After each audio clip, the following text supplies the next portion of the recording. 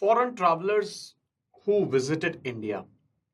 In the study of ancient and medieval India, we have relied on a number of sources.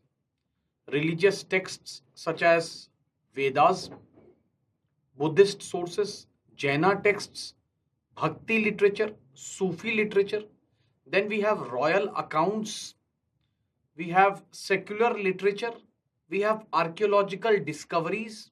Another distinct yet important section of historical source for the study of ancient and medieval India has been the travel accounts of foreign travelers. These travelers who visited India for various purposes. Some who came in the search of Buddhist texts, some who were attracted by the vast opportunities, wealth, and some who came alongside their patrons, mainly the Delhi Sultans. What distinguishes the travel accounts or the accounts of these travelers, the travelogues, is that they have not only spoken about the ruling class, but they have also spoken at length about the general life of commoners.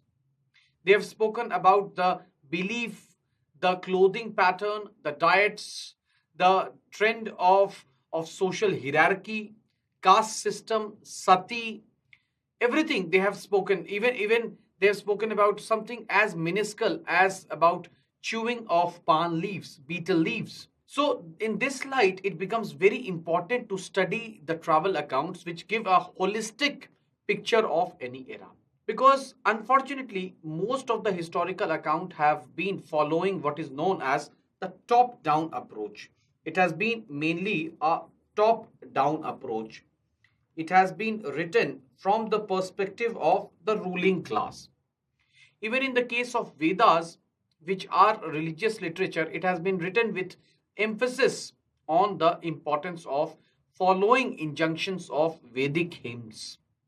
And the idea is to preserve the hegemony of the Kshatriyas, Brahmanas, and to an extent the Dwij, that is the Vaishya also. Even in the case of Buddhist texts, we find that they have written elaborately about trade, they have written elaborately about the development of script, about the arrival of outsiders. But one thing that is conspicuously missing from all these accounts is about the history of commoners or the common people and what their life was in a vacuum, or it is in isolation. So to study the life of a cultivator in Mughal era, not from the perspective of land revenue or the relation between the peasant and the zamindar who was responsible to the state, but the general life. We see that in history writing also a general trend is emerging, especially from 1980s. From 1980s onwards, a new branch of history is becoming very popular, and that is known as the subaltern history. This is known as the subaltern history or the history of commoners. We will not get into this school of historiography or historical study because it is in the purview of history optional. But what is important is that nowadays, in every historical study, the subaltern aspect is emphasized upon so as to get a complete picture, so as to not get a biased one side view of the ruling class. In this light, we find that UPSC has also accommodated and has been asking a number of questions in prelims and both mains with respect to the travel accounts of these foreigners who came for a various purpose. So it is important not only from the point of view of your examination, but also to have a holistic understanding of what existed, at the ground level. But there is a catch, there is something that you need to know, that these foreign travelers who came to India, these foreign travelers most of the times did not understand Indian languages. Many a times they depended upon a translator. They depended upon what is known as kaha suni or hearsay. So many a times what they interpreted and what was the actual truth, there was a vast gap. They were oblivious or they did not understand the social customs of India. And there was a general tendency to compare their own home culture civilization with that of India. So we see a comparative attitude. We find in most cases a comparative analysis of India and whatever be their homeland, either China or European countries or even Central Asia. So, because of which these travel accounts have to be studied with a pinch of salt, or these factors put some element of doubt in the travel accounts of these foreigners. However, in to be studied in conjunction with the other available sources, they complete where most of the sources have left. So we can see that India, since ancient times, been in contact with different parts of the world out of trade, out of cultural, and sometimes also because of conquests. In the light of these relations, we see that these travelers have come in various streams. Let us begin by discussing about the Greek travelers. The Greek who have been referred to as Yavana, the Greek who have been referred to as the Yavana in Sanskrit texts. They came mainly as ambassadors. Now, before moving on to these Greek travelers, their accounts, let us understand the background or the backdrop in which they came. We know that from the time of Achaemenid Empire in Persia, from the time of Achaemenid Empire, which was the first great empire of Persia, northwestern India or the northwestern frontier states, these frontier states constituted a part of the territory of the Achaemenid Empire, and it is said that they were one of the satrapies. Satrapy is a Persian term for a territorial province. After the Achaemenid Empire was defeated, it was removed by Alexander. We see that Alexander, even if he did not cross the river Bias to foray into the mainland India, but still, Alexander's time also, we find that some connection remained between India and the Greeks. We hear of the military generals of Alexander, Seleucus Nicator, who later are patched up, who later on patched up with Chandragupta Maurya and married his daughter Helena to Chandragupta. And from the time of Chandragupta Maurya, we see diplomatic relations. So, from Alexander's invasion of northwest India, even if it was a short term event, even if he could not realize his true dream of reaching the end of the world, that was the end of Indian subcontinent, according to the Greek geographers. But one thing that happened after Alexander's episode was that it opened a bright chapter of diplomatic engagement between India. So we'll see between the Mauryans and the Greco-Roman world. So even before that, there was influence of the Achaemenid Empire on some of the practices of India, such as the coins, which were minted and which were brought by the traders, minted in Central Asia and brought by the traders to parts of northern Gangetic plains. But especially after the Alexander's episode, after Alexander's brief stay, we see a bright chapter, a new era of diplomatic engagement which started between the Mauryas and the Greco-Romans. And we find that in many of the practices of these Mauryan emperors, we see a distinct influence of the Persian practices of the Greek practices, such as the Chandragupta Maurya's palace, which has been equated with Darius' palace, the concept of having a pillared hall, then later on the concept of having smooth, polished, monolithic pillars by Ashok. So, because of the diplomatic engagement, we see that a number of diplomats, a number of ambassadors were sent to the court who have presented their own account, So, the first of the traveler was the ambassador to Chandragupta Maurya's court. So, he came to Chandragupta Maurya's court and he was Megasthenes. Megasthenes, who was sent by Seleucus Nicator, and his original account, is known as Indica. Unfortunately, Indica could not survive.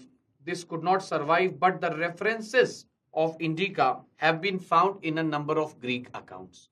So when he went back to Greek and he presented an elaborate account, it was studied with much enthusiasm, with much interest by a number of historians, geographers who wanted to have a comparative view of Europe and India.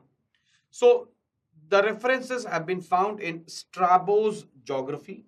It has been found in Arian's another book by the same name, Indica. So Geographia is the name of the book of Strabo, who was a geographer. And then we have Pliny's Natural History.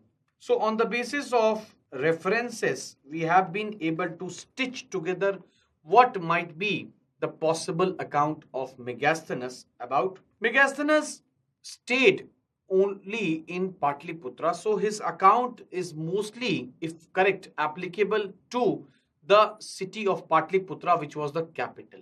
He has presented a elaborate account of the morphology of the capital, the defense mechanism, the palace, the building material, and also to an extent the administration and the existing societal conditions. So speaking of Megasthenes, he was an ambassador and he has referred to Chandragupta Maurya as Sandrocotus. His book is Indica, which is written in Greek, but it does not survive, and references of the book's account have been found in later accounts. So he has given an elaborate account of politico-administrative and belief system. Let us pick one by one. So what does he talk about? What does he say about Patliputra?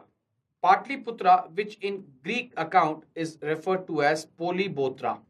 This city was a great city, very prosperous city surrounded by a wooden wall or a wooden palisade, having a number of gates.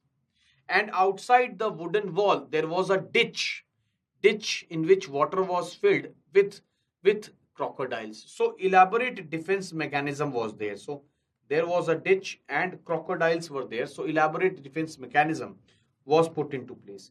He talks about Chandragupta Maurya's wooden palace. Wooden palace, he talks about that, and also talks about the 80 pillared hall. And he says that this palace is more beautiful than the palace of Darius, from which it has been inspired in Persepolis. So again, we find that a comparative analysis is going on between the Western cities and the city in India. He also talks about the administration of Chandragupta Maurya. He says about Chandragupta Maurya that Chandragupta Maurya was a very hard-working king who took the advice of his counselors. He attended to all the important needs, but he also was a luxury-loving king. He talks about the municipal administration. He talks about municipal administration of Patliputra, which according to him was managed by 6 committees consisting of 5 members each. Committees such as registration of birth and death, registration of foreigners, registration of manufacturing and the sale of industrial goods, trade and commerce. So all these aspects have been mentioned by him. He talks about distinct class of officials, agronomy and astronomy. So according to him, astronomy consisted of a class of officials who catered to municipal administration. He talks about a monarchical rule which was all powerful. He talks about higher class of officials known as agronomy. He not only talks about civil administration, he talks about 6 wings of army. He talks about 6 wings of army. He talks about 7 caste system. The 7 caste system he talks about, and the caste system, it resonates mostly with professional classes. He talks about the belief system of the people. He says that alongside Brahmanism, which is a very prominent religion, we also find Buddhism and Jainism. However, there is no account of Chandragupta Maurya adopting Jainism in his lifetime. So probably it was only in the last stage of his life that he was inclined towards Jainism and he shifted southwards. If we have to make a critical analysis of his account, if we have to talk about his account in which he says that there was no institution of slavery, So, if we have to present a critical analysis of his observations, we can say that although he is right on many accounts, he has also faltered. He has faltered, especially with respect to contradictions of his account of military administration. In Arthashastra, there are only four wings or Chaturanga Bal of Mauryan army. There is only four wings, that is Chaturanga Bal of Mauryan army. Arthashastra presents a different way in which municipal administration was carried out with the help of numerous officials. Also, the account does not talk about development of agriculture, irrigation facility, the taxation system, which according to Arthashastra constituted the core, it constituted the backbone of resource generation during the time of Mauryas. The, the statement that Indian setup did not have slavery appears to be too idealistic because we have reference of the existence of slavery since ancient times in the epics also. We have reference of it in the Vedas also. So that means he would have tried to compare the institution of slavery which existed in his homeland, that is Greece, and in India. So, although there was no institutional framework for managing slavery, but slavery in India was mostly a practical outcome of the existing socio-economic conditions. Slaves were also captured during war. Out of debt or due to hereditary transmission, slavery existed. He does not talk about fourfold Varna system but instead confuses the various class of officials as constituting caste. Although in hindsight, if we see, then definitely in the long run, the evolution of caste system in India is also linked with occupational differentiation. So when I say occupational differentiation means people practicing different occupation over a period of time. Over a period of time, they started arranging themselves, they started mobilizing themselves into distinct castes. But when we are talking about the Mauryan times, we are talking about Varna system, which was very much prevalent. Have yet to see we are yet to see the what is known as the proliferation or multiplication of castes. So because of which this account has to be selectively studied. It has to be studied while keeping in mind the inherent limitations of a foreign traveler's account. While keeping in mind the inherent limitations of a foreign traveler's account. Another Greek traveler was Dimachus. Dimachus, he belonged to the Seleucid Empire and he was sent to the court of Bindusara by Antiochus I of Syria. However, we do not have a lot of information because it is believed that Dimachus, who was very much interested by Indian geography, Indian climatic condition, had written elaborately about the geography, about the climatic conditions, cropping pattern and agriculture. So his original account contained all these information, but it has been mostly lost. We again find the reference of Dimachus in Strabo's Geographia. So we don't know exactly that what all he had written, but based on references, we know that he had also referred to Alexander's campaign. He had referred to Alexander's campaign. He does not talk much about Bindusara. So because of which the knowledge of the administration or the personality of Bindusara with respect to his father and his son is very less.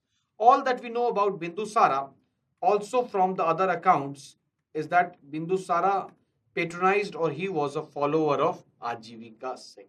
After Dimachus, Ptolemy Philadelphus of Egypt had sent Dionysius as the ambassador to Ashoka's court. However, we do not have much information of Dionysius' account. So we have three Greek travelers, Megasthenes, Dimachus, and Dionysius.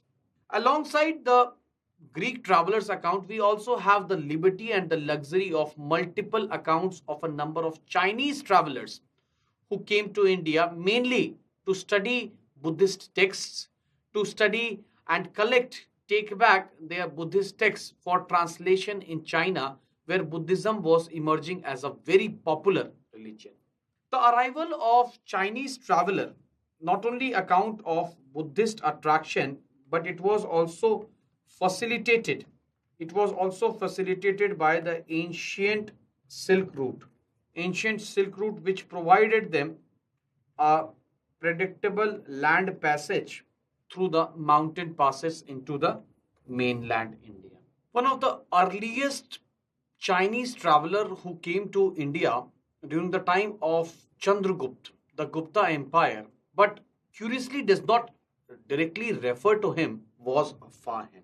If we talk about Fahen, then Fahen came to India, as we have just mentioned that the prosperous ancient Silk Route, Chinese Silk Route, which was predominantly through the land, it provided also for the movement of a number of Buddhist monks, scholars between India and China.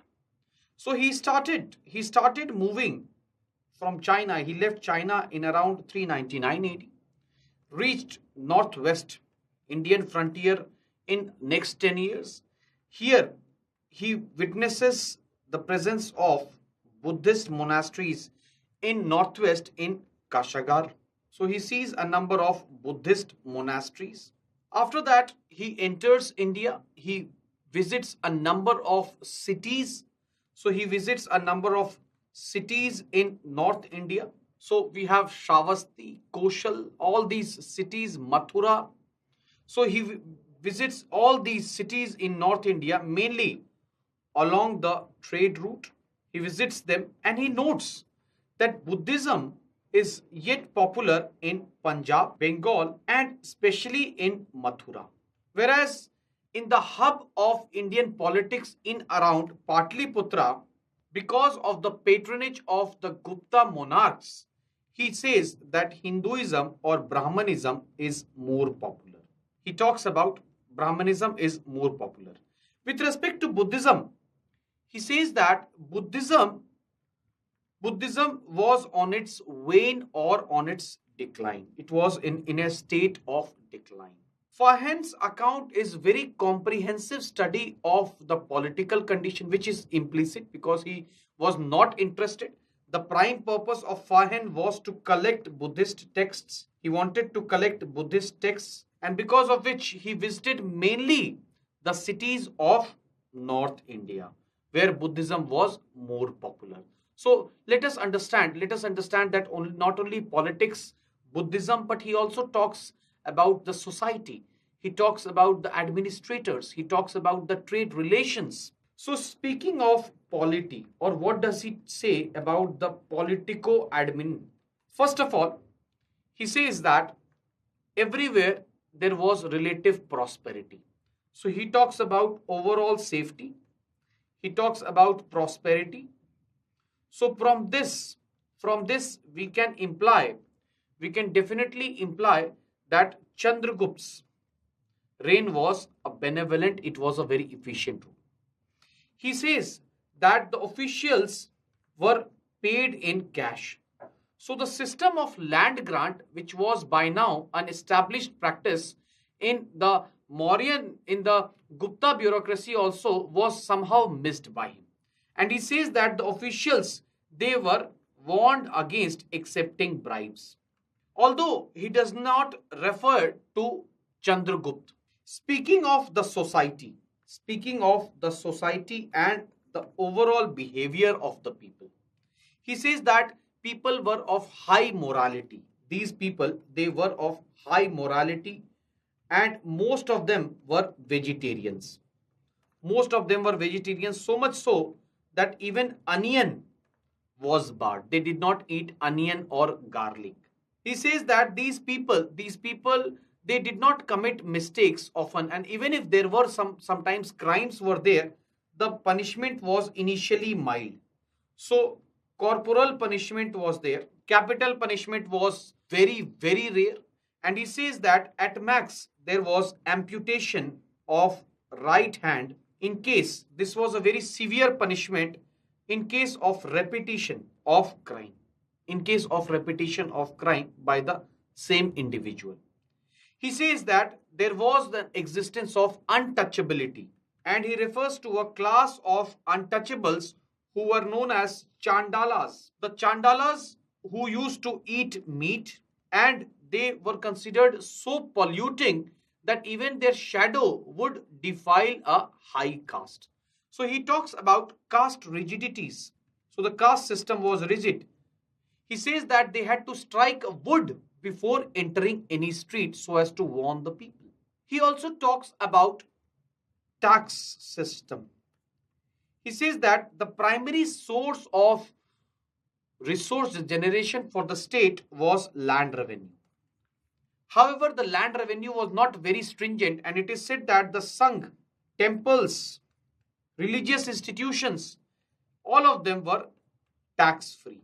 He also talks about, so in his travelogue, that is the record of Buddhist kingdom, he also talks about the prosperous trade between India and China. So he talks about the prosperous trade between India and China. And not only China, but also European countries and Southeast Asia. He refers to a number of ports, Bharuch, Broch, Cambay.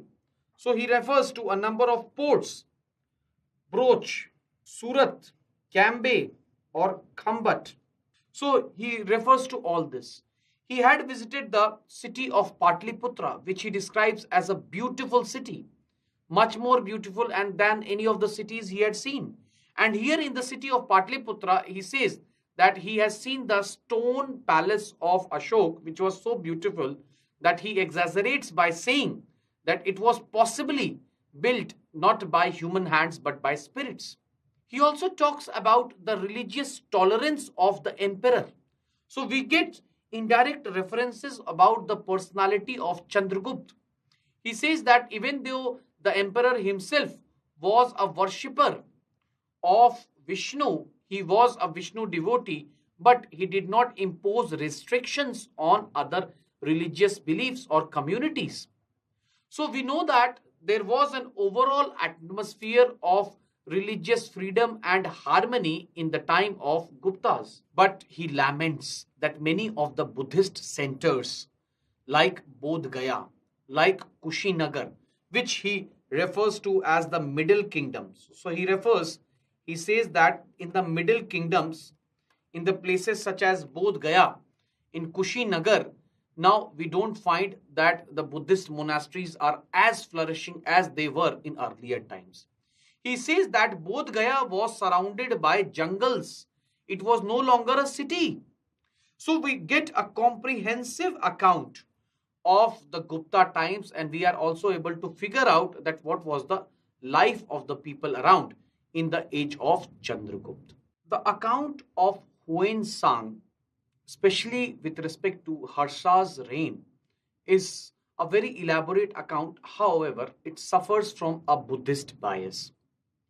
Huan Sang was also interested in not only collecting the Chinese, in not only collecting the Buddhist texts for the educational enrichment of the Buddhist followers in China, but he himself wanted to be educated in some of the global renowned institutes of India, such as Nalanda.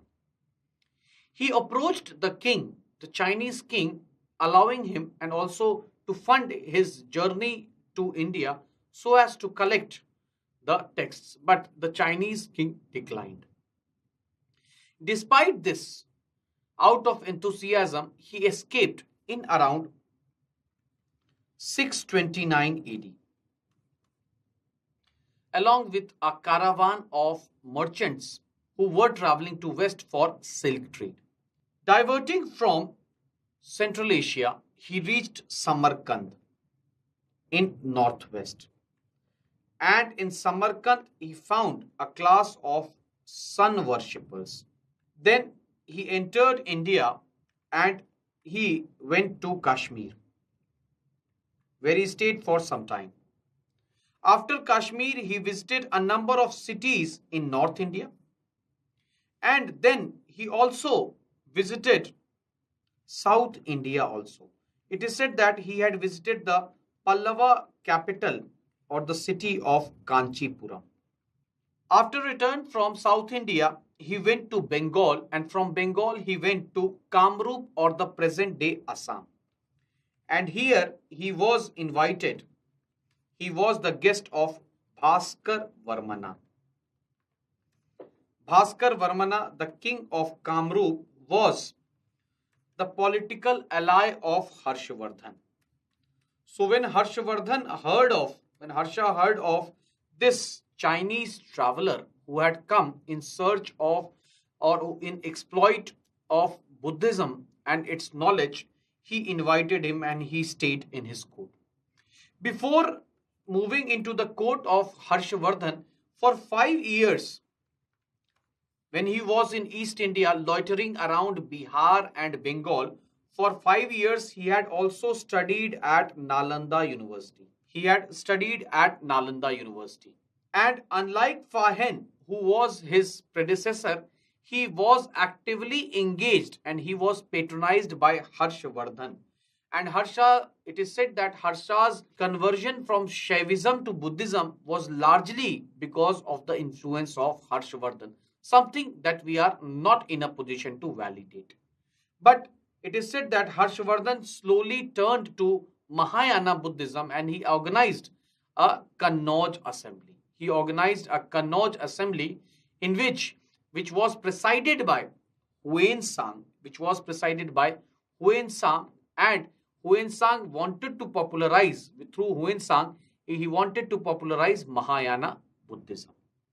Huyen Sang presents an elaborate account, in fact, a glorified account of Harsha's reign, his personality, and also of Kannauj, which was now the seat of power, not Patliputra. So, if we discount the Buddhism bias, if we discount his affinity to Harshvardhan, who was possibly the last great king in the north after the Guptas, in fact, until the rise of Delhi Sultanate, then definitely this is a very comprehensive politico religious socio economic account of North India.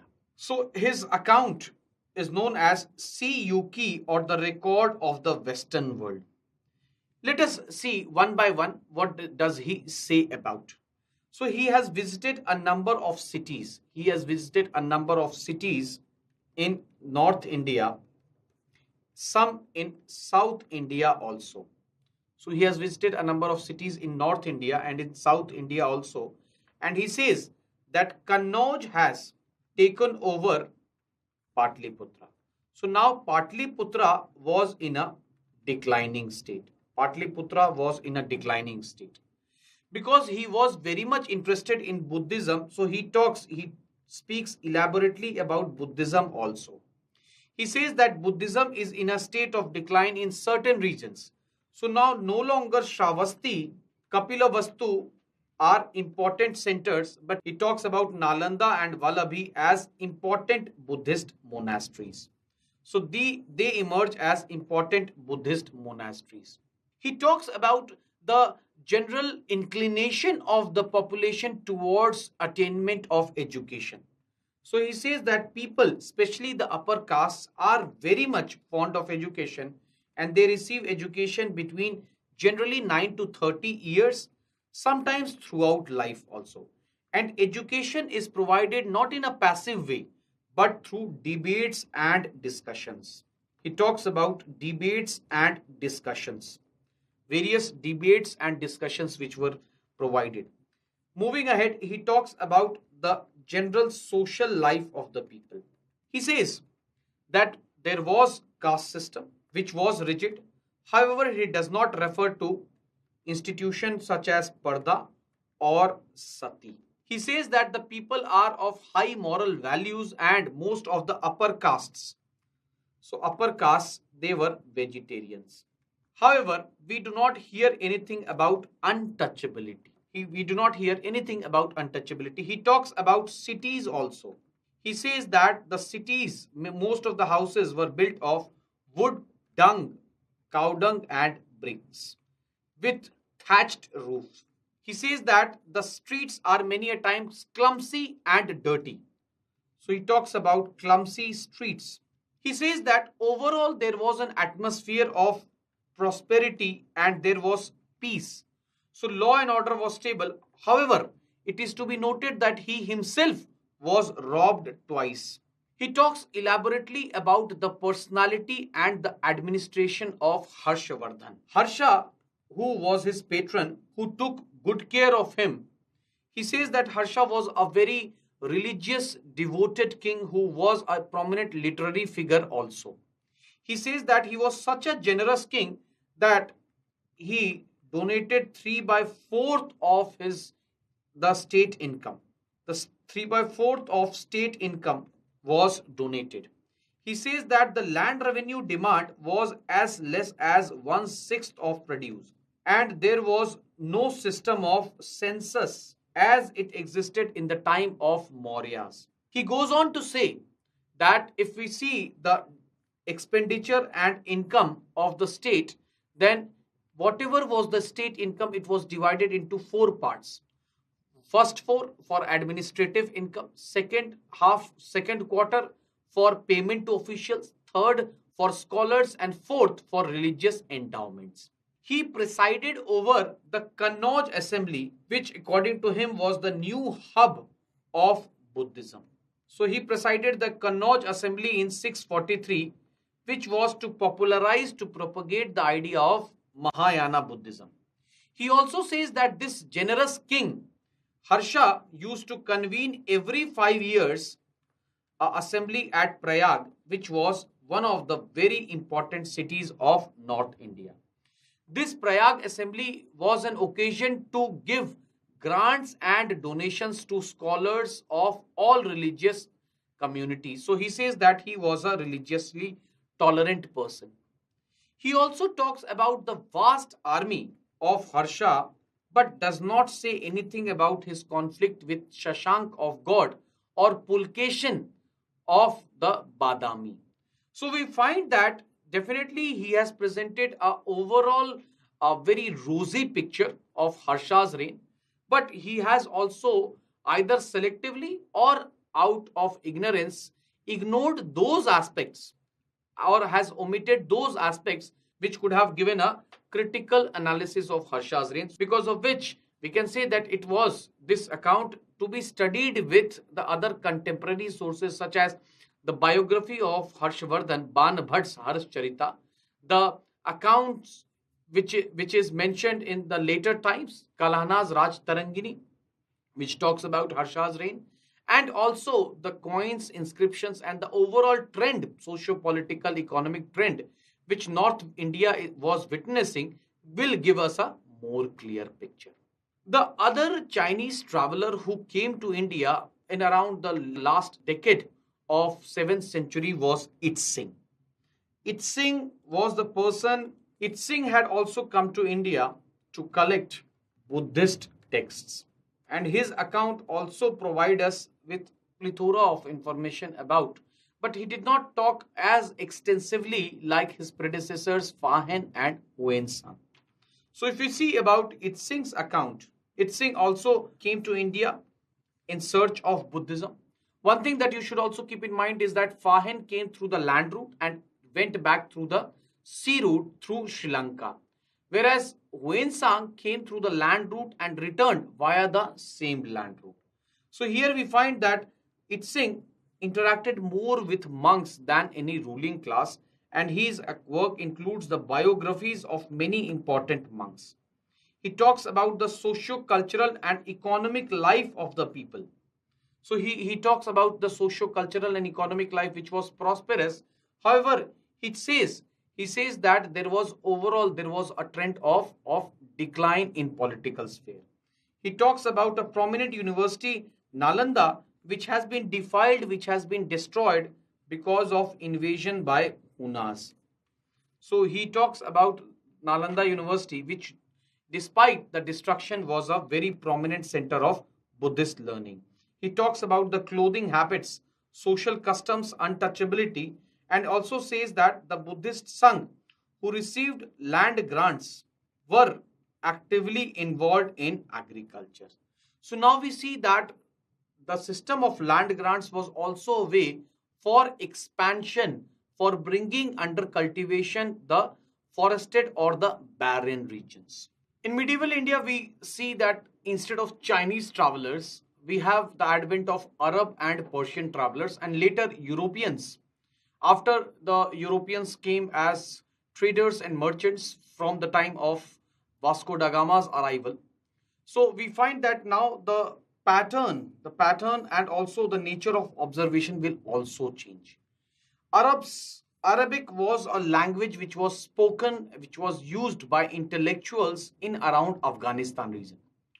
With the establishment of Delhi Sultanate also, we have the example of a number of Arabic literature. So we have Arabic literature, which was the language of scholars and intellectuals, whereas the sultans and later on the Mughal emperors, they patronized Persian language, which was the most sophisticated language, which was considered as the language of elites in Central Asia. So let us pick up some of the important travelers which have been discussed and which are important from the point of view of examination. So the first significant Arab traveler was Al-Masudi. Al-Masudi, he was a polymath. When I use the term polymath, means a person who is talented, who is skilled in multiple fields. He is also referred to as the Herodotus of Arab world. It is because of his astute observation. It is because of his astute observation about the history, geography, and socio-economic conditions. So he was an Arab historian, geographer, who had written the book Muruz ul Jihab, in which he explains about his journey to India. He explains about his journey to India. Al-Biruni or Abu Rahman Mahmud, his account, that is Kitabul Hind, is a very important account which talks about, which lets us know about the existing condition of India at the time of Ghazni invasion, because he had come alongside his patron Mahmud of Ghazni. Let me tell you something about Al-Biruni. Al-Biruni was a person who was from Khwarizm. Khwarizm was a piece of land in Central Asia which was known for its culture for intellectual development. It was known for its culture of intellectual development, and so he also, who was also talented and had a knack for learning more languages, had mastered over a number of languages. So he understood Syrian, he understood Arabic, he understood Persian, even Greek, and later, because of his fondness for Indian customs, he learned Sanskrit also. So Khwarizm was captured by Mahmud of Ghazni, and he was later taken as a captor in Ghazni, which was the capital of Mahmud of Ghazni, the Ghaznavid Empire. So initially, though he was a captor, but he developed a fondness for Ghazni. And later on, when Mahmud of Ghazni came to India, he came alongside him. Even before his arrival in India, he was very much interested and he started learning about Sanskrit. When he came to India, he knew that to study Indian customs, language, everything, he needed the support of Brahmanas. So he stayed mostly in the company of Brahmanas who enabled him to understand the Indian customs, especially the Hindu customs from the point of view of upper castes. He was a person who was also a mathematician. So he was also a mathematician. So his account has a distinct mathematical angle. When I say this, he starts in his every chapter or his every issue begins with a question. It begins with a question and then he elaborates or he discusses about that issue. Let us understand that how Al-Biruni's account of India presents a two-faced picture of India, the bright sides and also some of those aspects of India which he was very critical of. He has written the book Tehqiq-e-Hind or Kitab-ul-Hind. He is considered the father of Indology, that is the study of Indian languages, and also the first anthropologists who had done a detailed research on the various races of India. Now we find that he was fascinated by Indian philosophy, which he maintained that was very deep. But again, in his account, he has compared the Islamic philosophy with that of the Brahmanical philosophy. So, though the Indian philosophy was very insightful, he found it to be insightful, full of depth. But in terms of religion, he always held Islam superior over Brahmanism.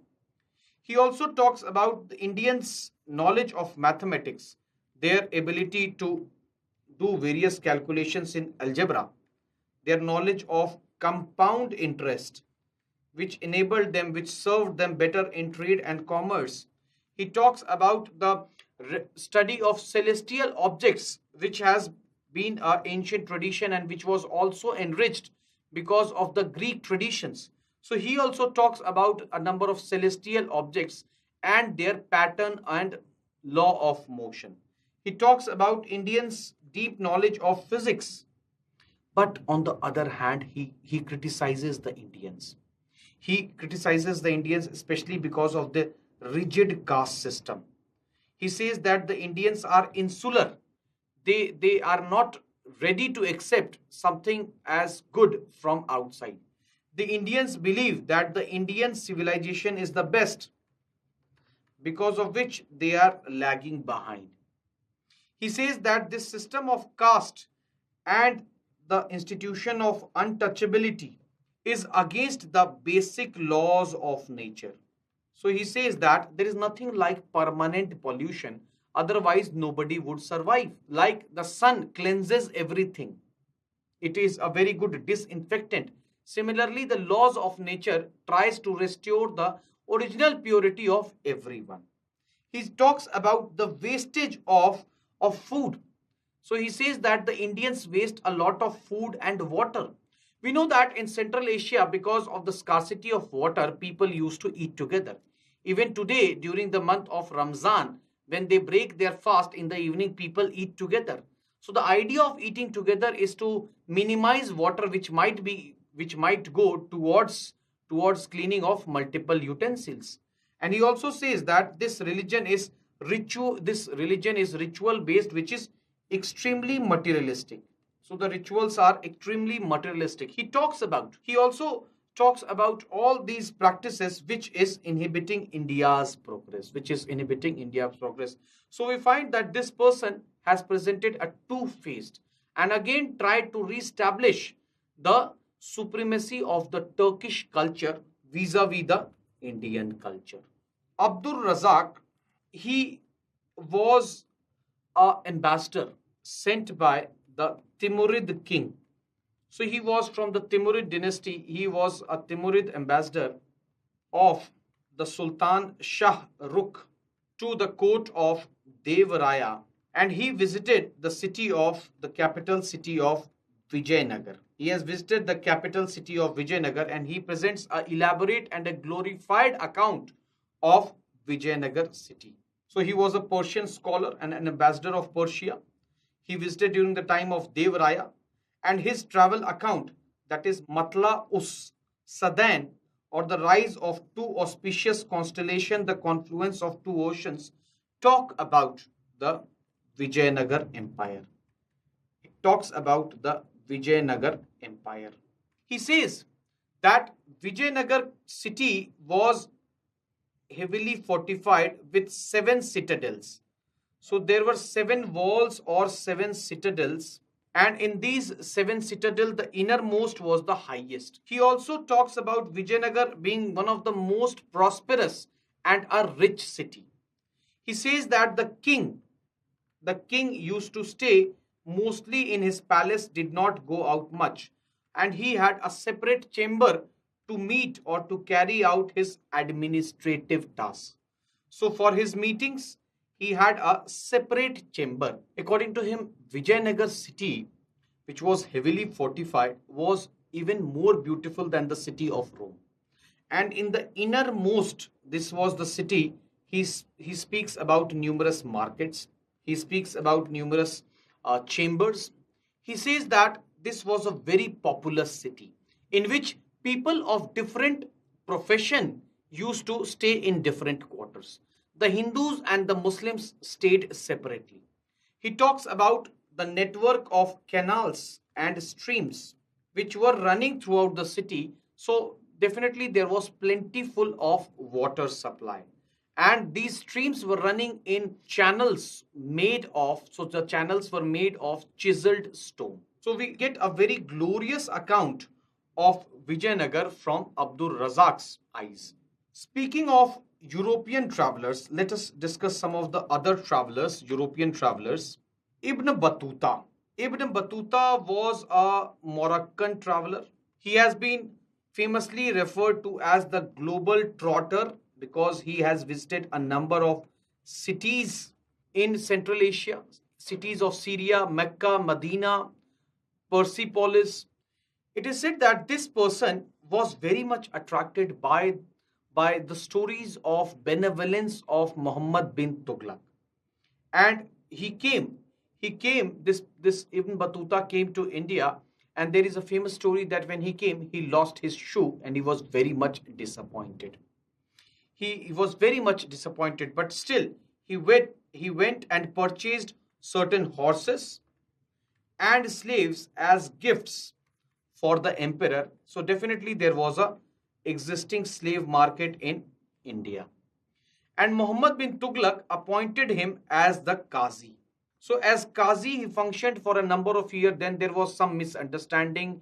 He was imprisoned. When the misunderstanding was cleared, he was reinstated as the Qazi.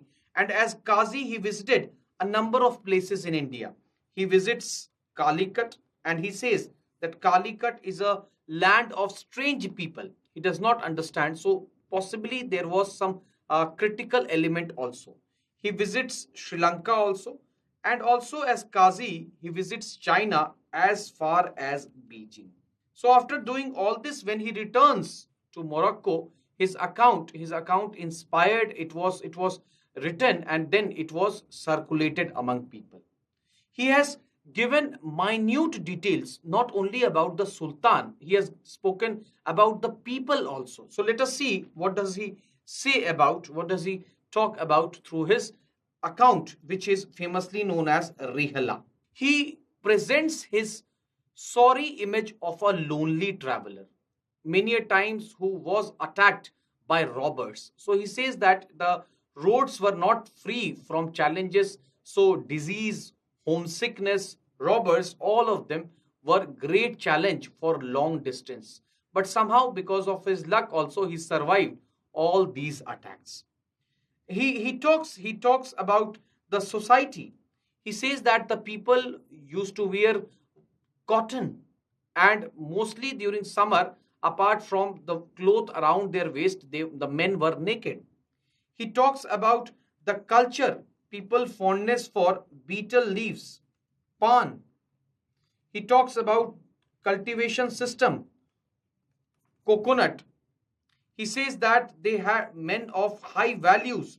He talks about the karkhanas of Muhammad bin Tughlaq. He talks elaborately about the postal system consisting of uluk, that is horse based postal system, and free runners known as dawa, which was much quicker than the uluk. So uluk was postage delivery by horses, and this was by foot runners. He talks about a number of aspects. He talks about the sarais or rest houses being constructed by the Sultan for travelers over vast distances. So we find that this account is a very comprehensive account which gives us bits and pieces of interesting anecdotes about the Sultan. He also visited the city of Calicut. Let us discuss about other European travelers. Marco Polo. It is said that the study of Marco Polo, who was an Italian venturer who visited China and then he came to India during the time of Kakatiya kingdom, and the account of Marco Polo is instrumental in triggering interest. So only after Marco Polo returned to Italy did the people, merchants in the Occidental world or the Western world realize the true potential of carrying out trade with the Oriental world or Eastern world. So it is said that one of the factors which was instrumental in discovery of new trade routes long term was also the travel accounts of Marco Polo. He visited India. If we talk about Marco Polo, he had briefly visited India during the reign of Rudrama Devi of Kakatiya, and he writes about prosperity and the power of the kingdom under the Queen Rudrama Devi. His book is the Book of Sir Marco Polo, which talks about the vast resources of China, such as gunpowder, the Chinese silk, Chinese porcelain, and the mariner's compass. So, all this knowledge captured the imagination of the people in the West, especially the traders and merchant class who were dying to explore, to have trade relations with the Eastern world. If we talk about Niccolo Conti, he was a Venetian merchant who had also visited the Vijayanagar city, which was, according to him, a great city, a city which was very vast. So his account also lets us through about the magnanimity, about the great of Vijayanagar kingdom, especially during the time of Devraya. He calls Telugu language, which was the state language, as the Italian of the East. He had come to India via the western port, so he talks about the prosperous ports of Vijayanagar kingdom. If we go by the extent, he says that it was greater than 60 miles running from the mountains to the valleys. So he talks about the vast area of Vijayanagar kingdom. If we talk about Captain William Hawkins, who was dispatched to the court of Jahangir to seek permission, which he was successful also, to carry out trade functions from some of the coastal towns in India. So he led the first expedition for the English East India Company, and he visited the court of Jahangir, where he impressed Jahangir with his knowledge of local languages. He in fact married one of the daughters of the nobles of Jahangir, who happy with also the letter of King James, allowed the East India Company to carry out trade or to build a factory at Surat. But the problem was that because of Portuguese influence in the court, the permanent signed letter was not given. So Jahangir was initially, he had made up the mind that okay, we'll allow you, but because of the Persian politics. So it was not until 1612 when the Portuguese were defeated decisively by Captain Best's army that they were able to establish their factory in the coastal city of Surat. So Thomas Roe was another European traveler ambassador of the East India Company's interest in the court of Jahangir. He was a diplomat who visited later, and he came to seek protection for English factory at Surat, and he succeeded also. So the point is that he succeeded, and later Jahangir allowed the English to carry out trade functions from a number of other cities. If we talk about Francio Bernier, he was a physician who attended Darashiko, and later he was mainly a intellect and a scholar. The account of Francio Bernier, who was a French and who compared the Mughal administration with that of Louis XIV, his patron, he presents a completely disparate picture of India, a very different picture of India in comparison to that of the European world.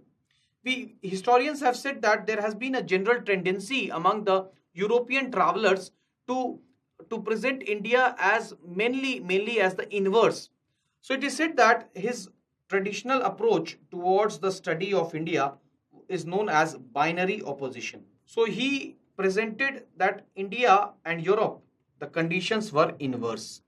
So the conditions in India and Europe were inverse, and India presented a very degrading picture, a very sorry state of affairs in which there was a despotic state, all powerful state, and there were poor peasants. It is said that his account was later used as a justification by the British, who also came out with the theory of Oriental despotism. So, the theory of Oriental despotism, which was presented by the British, the theory that India's past before the arrival of British was a sorry state in which Oriental means Oriental world, Eastern world, Asia. Despotism means all powerful king. There is no element of welfareism. The state is only bothered about collection of taxes. So this theory has its roots in the travel accounts of Francio Bernier, and this theory was also elaborated. It was also supported by Karl Marx also. We'll understand. Karl Marx has also said, and later on James Mill, Max Muller, everybody talks about Oriental despotism, which was used by the British to portray that the British mission in India was a noble civilizing mission. So this person who was initially a doctor, he was a doctor, he was a personal attendant of Dara Shikoh, and later he was attached to the court of Aurangzeb. He talks about a number of things. He says that there was no institution of private property in India. So again, this is something that Karl Marx also refers to. There was no institution of private property of private ownership of land. Nothing was there. He talks only about crown land, and he says that there was high taxation because of which the peasants were very poor, so poor that even a hardened piece of bread was consumed by them, still they were hungry. He calls the Mughal state a state of beggars and a state by barbarians. He talks about the system of sati. He says that the manufacturers are not motivated because everything is collected by the state. So he talks about the sorry state of karkhanas, or the large manufacturing centers, cottage industries, in which the artisans used to come, work, and leave without any afterthought. So their life was proceeding on a very routine basis. So he says, he warns the Europeans that if you try to replicate this Mughal model, then definitely you will be declining. So he tries to present a very contrasting image of India with that of, we can say, European countries. He also talks about the rule of Dara Shikoh as Prince Regent. He was the chosen one, and the rule of Aurangzeb. Jean Baptiste Tavernier, he was a French diamond trader who was attracted. He was attracted by the diamonds of South India. He was attracted by the possibility of getting more precious stones. So he was mainly attracted by India's wealth, and he had come to India for trade purpose. He is known best for his discovery of blue diamond in 1666, and he visited the Kolar mines of Karnataka to have an idea of the gold. Let us see now some of the UPSC prelims questions which have been asked. Which of the following travelers elaborately discussed about diamonds and diamond mines in India? So it has to be Jean Baptiste Tavernier. Assess the importance of Chinese and Arab travelers' account in the reconstruction of history of India. So because the term reconstruction is there, that means you have to talk about, say if we talk about Chinese. So Chinese, we'll talk about Fa Hen, we'll talk about Huyen Sang, and we will talk about Itsing also. Here we have to break up. So it is not possible in an answer to write about all the three accounts. So we will break this answer into politico-administrative aspect. What do they say? Huyen Sang, Itsing, and Fa Hen. Social aspect, religion, and economy. So we'll mention this, and also with all of this with a caveat that all of them suffer from their inherent limitations, such as in the case of Huyen Sang, Buddhist bias. In the case of Itsing, no comprehensive study of political conditions. In the case of Fa Hen, again he was more interested in Buddhism. Then in the Arab travelers, if we talk about Arab travelers, we will talk about Abdul Razak. We'll talk about, here mainly we'll speak about two Arab travelers, Al-Masudi and Al-Baruni. Because they have written their accounts in Arab, hence we will talk about mainly about these two We will also refer to Ibn Battuta. So, as we have discussed, you can mention about all of them and you can emphasize on the aspect that what sets these accounts apart from all the other historical account is the subaltern approach. Is the subaltern approach, that is viewing the history of a particular time from the point of view of, or with emphasis on the life of a commoner.